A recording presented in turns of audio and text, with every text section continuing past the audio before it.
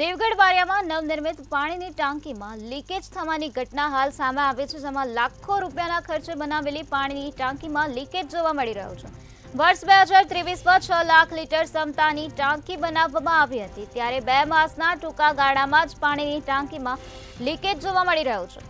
તંત્ર દ્વારા લીકેજ ટાંકીનું સમારકામ હાથ ધરવામાં આવ્યું છે, તો લીકેજ થતા તંત્ર દ્વારા ટાંકીનું સમારકામની કામગીરી હાલ હાથ ધરવામાં આવી છે। લીકેજને લઈને ક્યારેક હોનારત સર્જાય તેવી સ્થિતિનું પણ નિર્માણ થઈ શકે છે।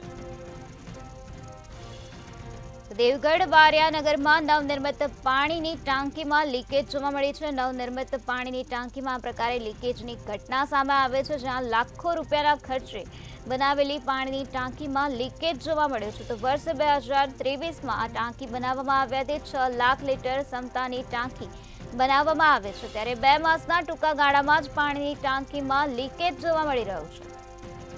તો હાલ તંત્ર દ્વારા લીકેજ ટાંકીનું સમારકામ હાથ ધરવામાં આવ્યું છે।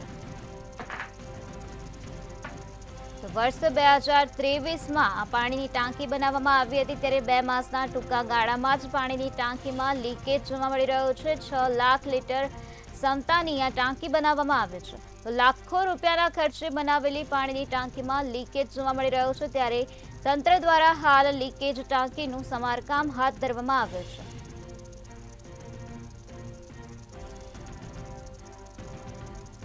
તો હાલ વહીવટી તંત્ર દ્વારા આ ટાંકીનું સમારકામ હાથ ધરવામાં આવ્યું છે। 2 માસના ટૂંકા ગાળામાં જ પાણીની ટાંકીમાં લીકેજ જોવા મળી રહ્યો છે, ત્યારે 6 લાખ લીટર ક્ષમતાની ટાંકી બનાવવામાં આવે છે।